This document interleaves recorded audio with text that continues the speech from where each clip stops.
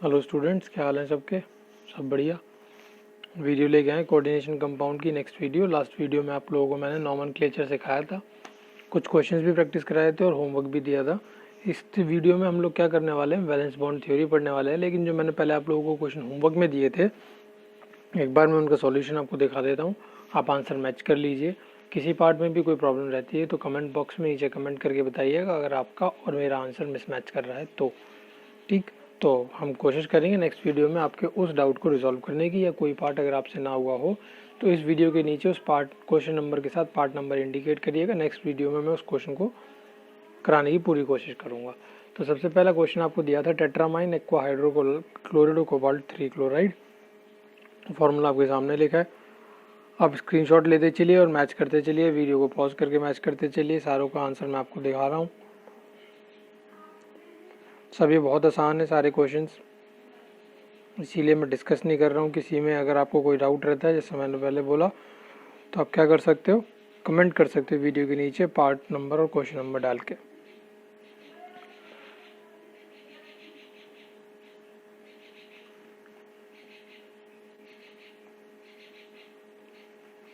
ये एनसीईआरटी का क्वेश्चन है।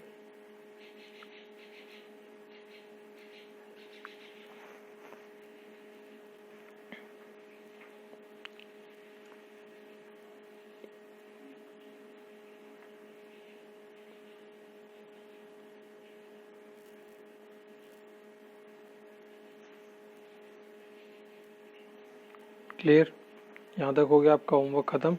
अब आगे आइसोमेरिज्म है। आइसोमेरिज्म सिलेबस से कट चुका है, तो इसलिए मैंने आइसोमेरिज्म, वैसे ऑल्दो कोऑर्डिनेशन कंपाउंड का एक बहुत ही इंपॉर्टेंट टॉपिक हुआ करता था आइसोमेरिज्म, लेकिन अब कटने की वजह से हमने क्या करा है, सिर्फ आइसोमेरिज्म की डिफ़ाइन पढ़ाई है और टाइप्स पढ़ाए हैं आइसोमेरिज्म के। क्या क्या टाइप्स होते हैं, वो क्या क्या होते हैं, उनके बारे में हम लोग नहीं कवर कर रहे, क्योंकि इस साल के सेशन में से 2021 सेशन में से that portion has been reduced. तो आइसोमेरिज्म सबको पता होगा, आइसोमर्स क्या होते हैं, कोई भी दो ऐसे केमिकल फार्मूले जो सेम केमिकल, कोई भी ऐसे कंपाउंड जिनका सेम केमिकल फार्मूला लेकिन डिफरेंट स्ट्रक्चरल फार्मूला हो, ऐसे कंपाउंड्स को हम लोग आइसोमर्स बोलते हैं। और इस फिनोमेना को या इस प्रॉपर्टी को हम लोग क्या बोलते हैं, आइसोमेरिज्म बोलते हैं। ठीक है, आगे क्या है, दो तरीके के आइसोमेरिज्म होते हैं, स्ट्रक्चरल आइसोमेरिज्म और ज्योमेट्रिकल स्टीरियो आइसोमेरिज्म। तो आइसोमेरिज्म हो गया, दो तरीके के आइसोमेरिज्म होते हैं, structural isomerism and stereo isomerism. Stereo isomerism ये जो पार्ट है ये हम कवर अप कर लेंगे। ये इन्होंने मेरे को लगता है यहाँ से इसीलिए रिड्यूस कर रहा है क्योंकि ये 2 बार पढ़ना पड़ता था। ये आपका ऑर्गेनिक केमिस्ट्री में भी आ रहा है और यहाँ पे इनऑर्गेनिक में भी आ रहा है, तो हम इसे ऑर्गेनिक में कवर कर लेंगे। ज्योमेट्रिकल क्या होते हैं, ऑप्टिकल क्या होते हैं, और इसके बाद स्ट्रक्चरल आइसोमेरिज्म जो थे वो सिर्फ इसी चैप्टर का पार्ट थे, तो इनको हम कहीं आगे नहीं पढ़ेंगे। तो ये पार्ट आप ये सोच सकते हो कि आपके सिलेबस में से कट चुका है। अब स्टार्ट करते हैं जो इस आज की वीडियो का मेन टॉपिक है, वैलेंस बॉन्ड थ्योरी। बहुत अच्छी थ्योरी है, बड़े ध्यान से समझिएगा। वीडियो थोड़ी लंबी रखेंगे हम लोग और फिर इस पे बेस्ट क्वेश्चंस देंगे आपको करने के लिए, करिएगा क्वेश्चंस मज़े से। तो कुछ पॉस्टुलेट्स थे या कुछ मेन फीचर्स थे वैलेंस बॉन्ड थ्योरी के, वो क्या क्या हैं सबसे पहले देखते हैं। पहला पॉइंट है, the number of metal ligand coordinate bonds which can be formed in case of given metal ion depends upon the number of vacant orbitals for bonding in metal ion and is known as the coordination number of metal ion। ये तो हम पहले भी पढ़ चुके हैं कि central metal atom से जितने भी लिगेंड जुड़ सकते हैं कोऑर्डिनेशन बॉन्ड से, वो डिपेंड किस पे करता है कि जो सेंट्रल मेटल एटम है उसके पास में कितनी वेकेंट ऑर्बिटल्स हैं। ये सबको मैंने बताया था कि जितनी वेकेंट ऑर्बिटल्स, वेकेंट मतलब पूरी खाली, आधी खाली नहीं। ये मान लो किसी की डी ऑर्बिटल है, ये इसमें ये वाले 3 ऑक्यूपाइड हैं और ये 2 खाली हैं, तो इनको बोलेंगे हम लोग वेकेंट डी ऑर्बिटल्स। तो उसके पास में कितनी वेकेंट डी ऑर्बिटल्स हैं जो क्या कर सकती हैं, पार्टिसिपेट कर सकती हैं बॉन्डिंग के अंदर और लीगेंड को जोड़ सकती हैं। लीगेंड के दोनों, भाई होता क्या है, कैसे बनता है कोऑर्डिनेट बॉन्ड, दोनों इलेक्ट्रॉन लीगेंड अपने डोनेट करता है, मेटल क्या करता है, सेंट्रल मेटल एटम खाली डिब्बे, यानी कि एक ये कह सकते हो कि उसके इलेक्ट्रॉन्स को रहने के लिए जगह दे देता है अपने घर में, और वो साथ में उसके बदले में क्या करता है, उसके साथ में बॉन्ड बना लेता है। ठीक है, ये कहानी होती है। तो खाली घर जब होगा, खाली कमरा जो होगा, ये जो मैंने यहाँ पे ऑर्बिटल बनाई थी 5, इन्हें आप क्या मान सकते हो, कमरे की तरह मान सकते हो। जब खाली कमरे होंगे तभी क्या करेंगे, जो लिगेंड होंगे अपने बॉन्ड इन्हें देंगे, और जितने खाली कमरे इनके पास यानी कि जितनी वेकेंट डी ऑर्बिटल्स इनके पास में हैं उतनी ही क्या होती है, इनका कोऑर्डिनेशन नंबर होता है, जो कि हम पहले पढ़ चुके हैं कि मान लो PTCl6 था तो PTCl6 में 6 क्लोरीन लगे हुए थे तो प्लैटिनम का कोऑर्डिनेशन नंबर कितना हो गया, 6 हो गया। क्यों? क्योंकि उसके पास में 6 वेकेंट ऑर्बिटल्स रही होंगी जो क्या कर पाई हैं, क्लोरीन के इलेक्ट्रॉन्स को अकोमोडेट करा पाई हैं और जिसकी वजह से कोऑर्डिनेट बॉन्ड बन पाया। समझ गए पहला पॉइंट। दूसरा पॉइंट क्या कहता है, जब मेटल एटम ऐसा काम करता है, मेटल एटम जब अपने लीगेंड यूज़ करता है तो N-1D NS या NP ऑर्बिटल को यूज़ करता है या फिर NS NP और ND ऑर्बिटल्स को यूज़ करता है। समझे मेरी बात को क्या कहना चाह रहे हैं। N-1D का मतलब क्या है कि ऐसा हो सकता है कि ये 3D को यूज़ कर रहा है, फिर उसके बाद 4S जो है उसको यूज़ कर रहा है और उसके बाद में 4P को यूज़ कर रहा है। मतलब इसके पास में अगर ये वाली ऑर्बिटल्स खाली हैं, वेकेंट ऑर्बिटल्स हैं, तो इन्हें यूज़ कर लेगा, इसे यूज़ कर लेगा और यहाँ पे जितनी भी जरूरत पड़ रही है इसे यूज़ कर लेगा। तो क्या क्या, तो कैसा हाइब्रिडाइजेशन हो जाएगा इस केस में, यानी कि डी हो जाएगा, ये एस हो जाएगा और सपोज करो तीनों पी यूज़ कर रहा है तो DsP3 हो जाएगा। ठीक, ऐसा होता नहीं, DsP3 कोई हाइब्रिडाइजेशन होता नहीं है, DsP2 होता है जनरली, या फिर 2 यूज़ करेगा D2sp3 हो सकता है, कुछ इस तरीके का हाइब्रिडाइजेशन। कहने का मतलब ये, या तो एक पॉसिबिलिटी ये है कि वो अपना N-1D ऑर्बिटल NS और NP ऑर्बिटल यूज़ करे, या फिर उसके पास में ये ऑर्बिटल अगर खाली नहीं है, इसमें वेकेंट ऑर्बिटल नहीं है उसके पास में, तो वो क्या करेगा, तो वो इसकी जगह यानी फिर क्या करेगा, वो 4S यूज़ करेगा, 4P यूज़ करेगा और 4P के बाद में जो 4D आएंगी उन्हें यूज़ कर लेगा, यानी कि NS NP और ND ऑर्बिटल यूज़ कर लेगा इन केस उसके पास में N-1D ऑर्बिटल वेकेंट नहीं है। तो आई होप समझ में आ गई होगी बात कि N-1D का इन्वॉल्वमेंट क्या है और ND का इन्वॉल्वमेंट क्या है। अगर N-1D अवेलेबल नहीं है तो वो ND का यूज़ करेगा। समझ गए। तो इसको बोलते हैं हम लोग इनर ऑर्बिटल और इसको बोल देते हैं क्या,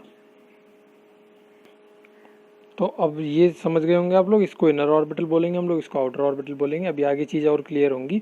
देखिए इस पॉइंट में, देखिए किसी का कोऑर्डिनेशन नंबर अगर 4 है, कोऑर्डिनेशन नंबर 4 है, इसका मतलब वो 4 लीगेंड अपने से जोड़ पा रहा है, 4 लीगेंड जोड़ पा रहा है। तो मैंने 11th क्लास में आप लोगों को शॉर्टकट सिखाया था हाइब्रिडाइजेशन निकालने का, वही शॉर्टकट जो है एक तरीके से यहाँ पे यूज़ कर सकते हो। जैसे देखो कोऑर्डिनेशन नंबर यहाँ पे 4 है, कोऑर्डिनेशन नंबर 4 का मतलब क्या है कि 4 इन्वॉल्वमेंट होंगी 4 ऑर्बिटल की, तो इसका मतलब एक S हो सकता है और एक P हो सकता है। और 4 पे शेप क्या होती थी, टेट्राहेड्रल होती थी, यानी कि 4 में 2 पॉसिबिलिटीज़ बनती हैं, sp3 और क्या बन सकता है, एक और DsP2 हाइब्रिडाइजेशन बन सकती है। तो अगर DsP2 हाइब्रिडाइजेशन है तो हम लोग शेप को टेट्राहेड्रल ना बोल के क्या बोल देते हैं, स्क्वायर प्लेनर बोल देते हैं, स्क्वायर प्लेनर। फिर है 5 ऑर्बिटल की कहानी। 5 अगर किसी का कोऑर्डिनेशन नंबर मतलब उसने 5 लीगेंड अपने से जोड़ रखे हैं तो क्या हो सकता है, sp3d हाइब्रिडाइजेशन हो सकती है। sp3d हाइब्रिडाइजेशन हो सकती है तो उस केस में ट्राइगोनल बाइपिरामिडल बन जाती है। 5 पे PCl5 का स्ट्रक्चर होता था, याद होगा सबको। फिर 6 में 2 पॉसिबिलिटीज आती हैं, अगर 6 इलेक्ट्रॉन है तो sp3d2 हो सकता है, अगर 6 इलेक्ट्रॉन 6 ऑर्बिटल हैं तो D2sp3 हो सकता है। क्या है इसका मतलब कि sp3d2 हो सकता है, D2sp3 हो सकता है। देखो sp3d2 का मतलब मैंने अभी आपको समझाया था कि अगर आउटर ऑर्बिटल इन्वॉल्व हो रही हैं, इसमें sp3d2 का मतलब क्या है कि ये वाली कौन सी ऑर्बिटल होगी जो बाहर लिखी है, ये NS है, NP है और ND है, इन ऑर्बिटल्स का इन्वॉल्वमेंट हुआ है बॉन्डिंग में। लेकिन D2sp3 का क्या मतलब है, D2sp3 इसलिए लिखा गया है क्योंकि N-1D का इन्वॉल्वमेंट हुआ है। तो N-1D है, फिर उसके पास NS है और फिर NP है। तो कहीं भी N-1D का ऑर्बिटल का इन्वॉल्वमेंट होगा तो हम लोग हाइब्रिडाइजेशन में उससे पहले इंडिकेट करेंगे। हम लोग 2 ऑर्बिटल यूज़ कर रहे हैं उसकी, तो 2 ऑर्बिटल को यूज इंडिकेट करेंगे। एक ऑर्बिटल यूज़ हो रही है, देखो जैसे यहाँ पर D की एक ऑर्बिटल इन्वॉल्वमेंट हो रही है, तो ये भी कौन सा है, ये वाला है। अगर D आपने पहले लिखा है तो इसका मतलब वो पहले आ रहा होगा, और पहले कब आएगा वो, जब वो N-1 होगा। तो इनमें N-1 वाली कन्फिग्रेशन हो रही है। तो कहने का मतलब आप सेकंड पॉइंट का ये समझ गए होंगे कि N-1D या ND दोनों ऑर्बिटल्स का इन्वॉल्वमेंट हो सकता है। कैसे पता चलेगा N-1D का हो रहा है, कैसे पता चल लाएंगे हम कि ND का हो रहा है, वो हम लोग अभी समझेंगे लीगेंड के ऑर्डर से नेक्स्ट उसमें। ठीक है, तो इसमें आपको क्या याद रखना है, सिर्फ ये याद रखना है कि 4 हैं, 4 किसी का कोऑर्डिनेशन नंबर है तो उसमें 2 ज्योमेट्री उसकी पॉसिबल हैं, 2 हाइब्रिडाइजेशन उसकी पॉसिबल है। हाइब्रिडाइजेशन sp3 हो सकती है तो ज्योमेट्री टेट्राहेड्रल हो जाएगी। अगर हाइब्रिडाइजेशन DsP2 है तो स्क्वायर प्लेनर हो जाएगी। हम पहले हाइब्रिडाइजेशन निकालेंगे, उसके हिसाब से हम लोग उसकी शेप बता देंगे अगर हमसे पूछ रहा है तो।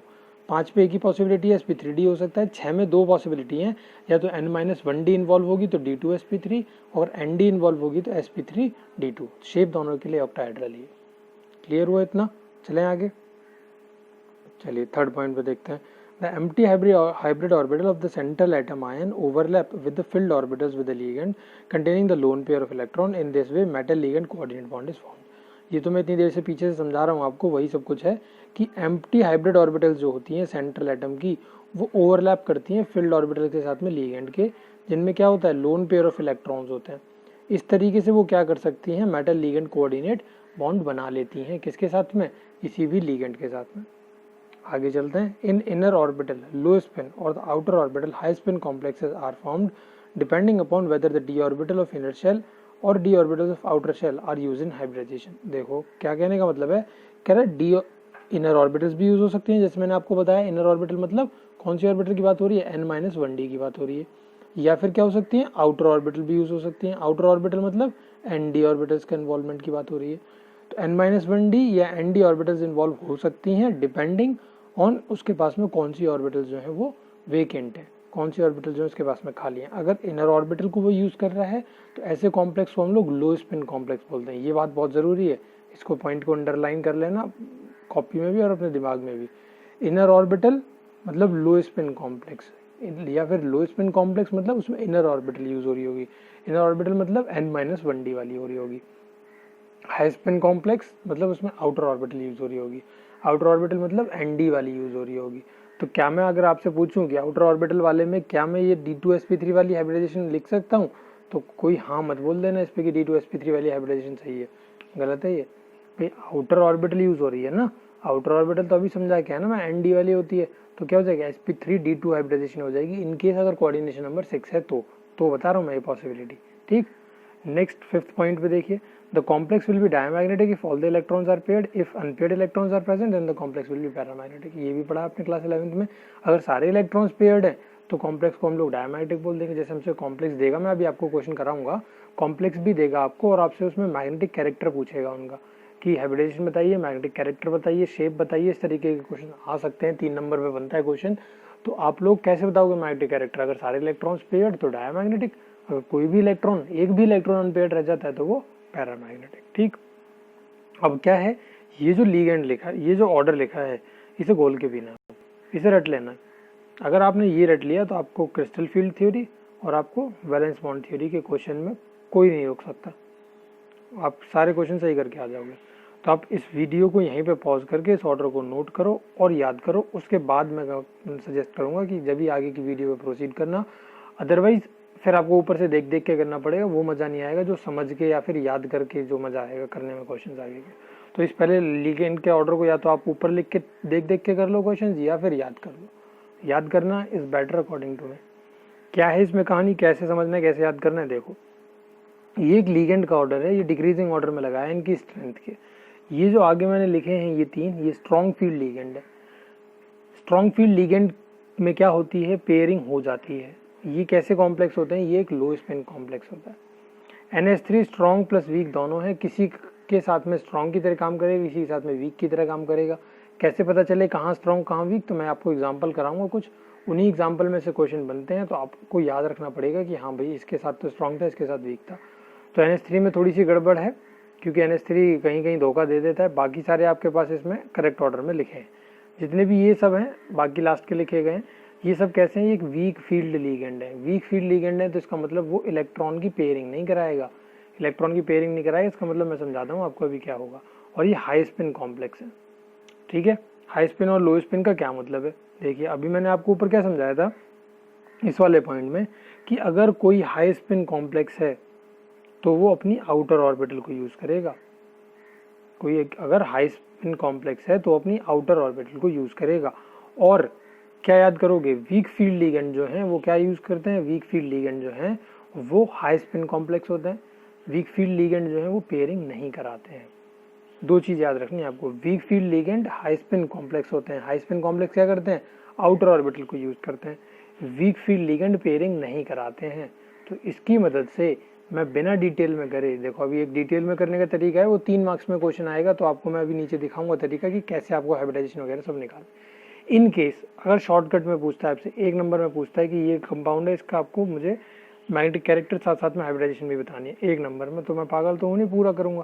तो उसके लिए शॉर्टकट क्या है, उसके लिए मैं आपको सिखा रहा हूँ। पहले मैं शॉर्टकट सिखाऊंगा, फिर आपको लंबा तरीका सिखाऊंगा, ठीक। शॉर्टकट यूज़ करना है फिर only for 1 mark question. Weak field ligand है, वीक फील्ड लिगेंड में क्या बोला मैंने, 2 बातें याद रखनी है, पेयरिंग नहीं होगी और हाई स्पिन कॉम्प्लेक्स होते हैं वो। और हाई स्पिन कॉम्प्लेक्स क्या करते हैं, आउटर ऑर्बिटल का यूज़ करते हैं। तो इसका मतलब वीक फील्ड लिगेंड कहीं भी सेंट्रल एटम के साथ में जुड़ा हुआ है तो वो अपनी आउटर ऑर्बिटल को यूज़ करेगा। आउटर ऑर्बिटल को यूज़ करेगा तो सपोज कह रहा हूँ मैं आपसे कि PTCl6, वही वाला एग्जांपल ले लेते हैं। PTCl6 दे दिया मेरे को किसी ने और बोला भैया इसका मुझे क्या बताओ, मैग्नेटिक कैरेक्टर बताओ, साथ साथ में इसको ये बताओ कि इसकी हाइब्रिडाइजेशन क्या होगी। तो मैंने कहा ठीक है, कोई दिक्कत नहीं। 6 यहाँ पे देख लिया ना, प्लेटिनम से कितने क्लोरीन लगे हुए हैं, 6, कोऑर्डिनेशन नंबर 6 है। 6 पे क्या पॉसिबिलिटीज थी, sp3d2 या फिर d2sp3। अब मैं देखता हूँ कि Cl क्या है, Cl एक वीक फील्ड लिगेंड है। वीक फील्ड लिगेंड मतलब ये हाई स्पिन कॉम्प्लेक्स बना रहा होगा, और हाई स्पिन कॉम्प्लेक्स क्या करते हैं, अपनी आउटर ऑर्बिटल को यूज करते हैं। आउटर ऑर्बिटल को यूज करते हैं तो 6 वाले में आउटर ऑर्बिटल की पॉसिबिलिटी क्या थी, एक ही तो थी, क्या, sp3d2। तो हाइब्रिडाइजेशन यहाँ से क्या बन जाएगी, sp3d2 हाइब्रिडाइजेशन बन जाएगी। अब ये बताओ ये क्या है, ये एक वीक फील्ड लिगेंड है, ये एक वीक फील्ड लिगेंड है, तो क्या ये इलेक्ट्रॉन्स की पेयरिंग कराएगा, यहाँ लिखा है ना pairing doesn't take place, electron की पेयरिंग नहीं होगी, तो इसका मतलब अनपेयर्ड इलेक्ट्रॉन्स प्रेजेंट है। और अनपेयर्ड इलेक्ट्रॉन्स प्रेजेंट है तो इसका मतलब कैरेक्टर कैसा है इसका, पैरामैग्नेटिक का कैरेक्टर है। तो मेरे को 1 नंबर मिल गया और मैंने कुछ भी नहीं करा, बस दिमाग में सोचा और उससे आंसर लिख दिया sp3d2 और कैरेक्टर लिख दिया पैरामैग्नेटिक। और इसे करने में मुश्किल से आपको 30 सेकंड लगने वाली हैं जब आप प्रैक्टिस कर लोगे तो ये था फॉर अटेम्प्टिंग 1 मार्क क्वेश्चन। नहीं समझ में आएगा कुछ बच्चों को, नीचे डिटेल में समझोगे तो फिर मैं साथ साथ में शॉर्टकट भी बताता रहूँगा, ठीक है। चलें आगे। तो 1 मार्क्स के इस तरीके से करना है, अगर 3 मार्क्स में आता है तो कैसे करना है देखिए। किसी ने बोला COF6 3 नेगेटिव है, बोला कि इसमें हाइब्रिडाइजेशन बताइए। तो मैं क्या करूँगा और मैग्नेटिक कैरेक्टर बताइए। क्या करूँगा, सबसे पहले मुझे तो निकालना पड़ेगा सेंट्रल एटम का कोऑर्डिनेशन नंबर। वो कितना आएगा, यहाँ से कोबाल्ट का कोऑर्डिनेशन नंबर 3 आ जाएगा। सबको पता है कैसे आएगा, x-6 इज इक्वल टू इस पे चार्ज -3, तो 6 - 3 करोगे तो 3 आ जाएगा। कोबाल्ट का ऑक्सीडेशन स्टेट यहाँ पे क्या आ गया मेरे पास में, +3 आ गया। +3 कोबाल्ट का ऑक्सीडेशन स्टेट आ गया। पहले तो मैं उसकी नॉर्मल कन्फिग्रेशन लिख ली 3d7 4s2, और +3 के केस में क्या होगा, 3 इलेक्ट्रॉन निकलेंगे, 2 4s देगा, 1 3d देगा। तो कन्फिग्रेशन आ जाएगी क्या, 3d6 4s0, 3d6 4s0 आ जाएगी। उसके बाद में अब क्या होगा, ये क्या करेगा, यहाँ पे ये इलेक्ट्रॉन्स का यूज करेगा। देखो अब हमने 3d6 तो फिल कर दिए, यहाँ पे 3d6 फिल कर दिए, ये 4s हो गया, ये 4p हो गया और ये 4d हो गया आगे के, ठीक। अब देखिए बात की कहानी क्या है कि ये F है, फ्लोरीन क्या है, ऊपर वाले ऑर्डर में अगर आप चलोगे तो वीक फील्ड लिगेंड है। देखो वीक फील्ड लिगेंड है, वीक फील्ड लिगेंड क्या पेयरिंग कराता है, हमने साफ साफ लिख रखा है वीक फील्ड लिगेंड पेयरिंग नहीं करा सकता, वीक फील्ड लिगेंड पेयरिंग नहीं करा सकता। तो पेयरिंग नहीं कराएगा, इसका मतलब कि ये वाले जो इलेक्ट्रॉन्स है ना यहाँ पे, ये पेयर अप नहीं होंगे, ये वाले इलेक्ट्रॉन्स पेयर अप नहीं होंगे, ये वाले इलेक्ट्रॉन्स पेयर अप नहीं होंगे, तो इसका मतलब कि ये ऑर्बिटल्स वेकेंट नहीं होंगी, ये ऑर्बिटल्स वेकेंट नहीं होंगी, तो ये अंदर वाले ऑर्बिटल को यूज नहीं कर सकता। ये रीजन है, अगर मैंने अभी आपको ऊपर डायरेक्ट बताया था शॉर्टकट में कि इनर ऑर्बिटल आउटर ऑर्बिटल, ये रीजन है कि क्यों नहीं कर सकता, क्योंकि पेयरिंग होती नहीं है, अंदर वाले ऑर्बिटल पूरी खाली नहीं है, कमरे पूरी खाली नहीं होंगे जब तक ये अपने इलेक्ट्रॉन्स को भेजेगा नहीं उन कमरों में।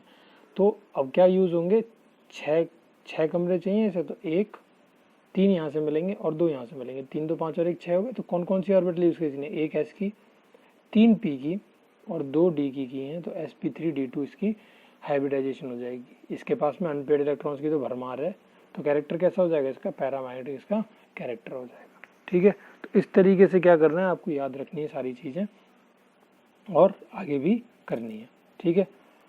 लिमिटेशन है वैलेंस बॉन्ड थ्योरी की, फिर उसके बाद में मैं कुछ होमवर्क में क्वेश्चन दूंगा, पहले आपको लिमिटेशन समझा देता हूँ।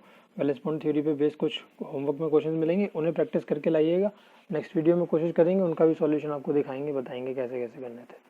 लिमिटेशंस देखिए वैलेंस बॉन्ड थ्योरी की, it involves a number of assumptions. पहली बात तो ये बहुत सारे अजम्पशंस कहती है कि ये भी मान के चलिए, वो भी मान के चलिए, मतलब कि वीक फील्ड लिगेंड है तो ये पेयरिंग नहीं कराएगा, वीक फील्ड लिगेंड है तो ये हाई स्पिन कॉम्प्लेक्स है, ये आपको सब चीज़ें मान के चलनी पड़ती हैं, अज्यूम करके चलनी पड़ती है। इसका कोई रीज़न नहीं है कि वीक फील्ड लिगेंड है तो वो पेयरिंग क्यों नहीं करा रहा, ठीक है, इसका कोई रीज़न नहीं एक्सप्लेन किया। तो मतलब there are lot of assumptions in this theory. दूसरा क्या कह रहा है, doesn't distinguish between weak and strong field ligands, यानी कि ये बताता ही नहीं है। ये जो हमने ऑर्डर लिखा है ना, मैंने आपको ये ऑर्डर लिखा है, ये वैलेंस बॉन्ड थ्योरी ने प्रोवाइड नहीं कर रखा ऑर्डर, लेकिन क्वेश्चंस को आसान बनाने के लिए हमने ऑर्डर लिख लिया है वैलेंस बॉन्ड थ्योरी में। Although this order belongs to crystal field theory, ये क्रिस्टल फील्ड थ्योरी का ऑर्डर है, हमने यहाँ पे लिख लिया है क्योंकि क्वेश्चन बिना इस ऑर्डर के हो नहीं सकते। तो सबसे बड़ी लिमिटेशन तो यही है कि जब तुमने वीक फील्ड और स्ट्रॉन्ग फील्ड लिगेंड का एक ऑर्डर ही नहीं डिफाइन करा हमें, तो हम किस तरीके से पेयरिंग कराएं ना कराएं, सबसे बड़ी लिमिटेशन तो यही है इसकी। तो ये हम तो बस क्रिस्टल फील्ड थ्योरी बन गई है, तो वहाँ से ऑर्डर को लिख लिया और वहाँ वाले ऑर्डर को यूज़ कर रहे हैं और क्वेश्चन इसके हो जाते हैं उसी ऑर्डर से। नेक्स्ट पॉइंट क्या कहता है, doesn't explain the colour exhibited by the complex. सबको पता है कोऑर्डिनेट कंपाउंड जो हैं बन किससे रहे हैं, जनरली देख रहे होगे आप, सेंट्रल एटम सारे क्या हैं, डी ब्लॉक के ही है। तो डी ब्लॉक के एलिमेंट के जो कॉम्प्लेक्स होते थे या कंपाउंड जो होते थे वो कलर्ड होते थे। तो ये उनके कलर्ड नेचर के बारे में कुछ भी नहीं बताती कि वो कलर होगा, कौन सा कंपाउंड कैसा कलर पोजेस करेगा, इसके बारे में कुछ नहीं बताती। It doesn't give an exact explanation of thermodynamic or kinetic stabilities of the coordinate compounds. Thermodynamic और काइनेटिक स्टेबिलिटीज के बारे में नहीं बताती, कौन सा कंपाउंड कितने टेम्परेचर पे स्टेबल होगा, कौन से कंपाउंड की कितनी काइनेटिक एनर्जी है। यानी कि थर्मोडाइनमिक वेरिएबल्स जितने भी थे, प्रेशर वगैरह की कंडीशंस, टेम्परेचर, वॉल्यूम, इन सब की कंडीशंस किसी के बारे में कुछ नहीं बताती वो। तो इसलिए हम बोल देंगे कि ये भी क्या, उसकी एक लिमिटेशन है। ठीक, तो ये लिमिटेशंस हो गई, ये एंड हो गया वैलेंस बॉन्ड थ्योरी का, बट वीडियो का एंड नहीं है। इसमें मैं आपको और कुछ 2-3 क्वेश्चंस देता हूँ जिन्हें आप करके लाइएगा होमवर्क में, और कल देखेंगे फिर उन्हें, नेक्स्ट वीडियो में देखेंगे कि किस तरीके से उनका सॉल्यूशन होने वाला है। देखिए क्वेश्चन आप ये वाला होमवर्क में करके लाएंगे, एनसीईआरटी की एक्सरसाइज का क्वेश्चन है ये। कह रहा है discuss the nature of bonding in the following coordination entities on the basis of valence bond theory. Valence bond theory के बेसिस पे इनमें आपको नेचर ऑफ बॉन्डिंग डिस्कस करना है। नेचर ऑफ बॉन्डिंग डिस्कस करना है, इसका मतलब FeCN6 4 नेगेटिव, मतलब आपको इसमें हाइब्रिडाइजेशन बतानी है इसकी। FeCN6 4 नेगेटिव, साइनाइड को देखोगे, साइनाइड क्या है, एक स्ट्रॉन्ग फील्ड लीगेंड है। स्ट्रॉन्ग फील्ड लीगेंड है तो क्या करा देगा वो, पेयरिंग करा देगा। स्ट्रॉन्ग फील्ड लीगेंड है इसका मतलब इनर ऑर्बिटल कॉम्प्लेक्स है। इनर ऑर्बिटल कॉम्प्लेक्स है तो इसका मतलब, मैं शॉर्ट में बता रहा हूँ आपको, आप डिटेल में निकाल के करोगे इसका, आप टैली कर सकते हो, यहीं पे मैं आंसर बता देता हूँ आपको। इनर ऑर्बिटल कॉम्प्लेक्स का मतलब 6 वाला है ना, तो 6 वाले में क्या होती है, इनर ऑर्बिटल के लिए D2sp3 कन्फिग्रेशन होती है, हाइब्रिडाइजेशन होती है सॉरी। तो यहाँ पे D2sp3 हाइब्रिडाइजेशन आ जाएगी इसकी, और पेयरिंग तो करा ही देगा स्ट्रॉन्ग फील्ड लिगेंड है, तो कैरेक्टर कैसा आ जाएगा, डायमैग्नेटिक इसका कैरेक्टर हो जाएगा। FeF6 3 negative, FeF6 3 negative, fluorine, fluorine एक वीक फील्ड लिगेंड है, क्या वो पेयरिंग करा पाएगा इलेक्ट्रॉन्स की, नहीं, पेयरिंग नहीं करा पाएगा। पेयरिंग नहीं करा पाएगा तो कैसा कैरेक्टर, पैरामैग्नेटिक कैरेक्टर। और हाइब्रिडाइजेशन कैसी हो जाएगी, जब पेयरिंग नहीं करा पाएगा तो, पेयरिंग नहीं करा पाएगा तो आउटर ऑर्बिटल को यूज करेगा। FeF6 3 नेगेटिव, इसमें क्या हुआ, 6 हैं ये भी, और फ्लोरीन क्या है, वीक फील्ड लिगेंड है, वीक फील्ड लिगेंड है तो वो पेयरिंग नहीं कराएगा, मतलब पैरामैग्नेटिक कैरेक्टर हो जाएगा। हाई स्पिन कॉम्प्लेक्स मतलब आउटर ऑर्बिटल का यूज़ करेगा, मतलब हाइब्रिडाइजेशन sp3d2 हो जाएगा। तो इस तरीके से आप ट्राई करिएगा और सबको लगा के करिएगा तो सब चीज़ हो जाएंगी सारी। यहाँ पे एक और चीज़, हाँ, ये आगे C2O4 आपके स्ट्रॉन्ग उसमें लिखवाए नहीं मैं, तो C2O4 ऑक्सिलेट आयन है, एक स्ट्रॉन्ग फील्ड लिगेंड है। ठीक है, तो आप इसे स्ट्रॉन्ग फील्ड लिगेंड की तरह ट्रीट करके क्वेश्चन को जब करोगे। तो ये 4 पार्ट होमवर्क में हो गए। और रुकिए, मैं एक बार इंडेक्स क्वेश्चन में और देखता हूँ, कोई एक क्वेश्चन था शायद, उसको भी होमवर्क में दे देते हैं, करके लाइएगा, प्रैक्टिस हो जाएगी आपकी।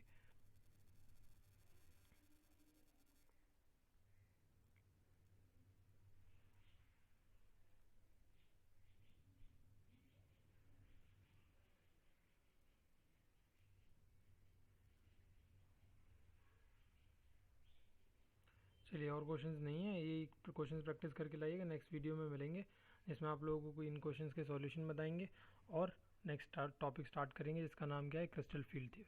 अगर वीडियो अच्छी लगी हो तो लाइक ज़रूर करिएगा, वीडियो को शेयर करिएगा अपने फ्रेंड्स के साथ में, और in case if there is someone new to the channel, please subscribe to my channel to get the latest notification of such interesting videos related to your syllabus. मिलेंगे next video में, till then take care of yourself, bye bye.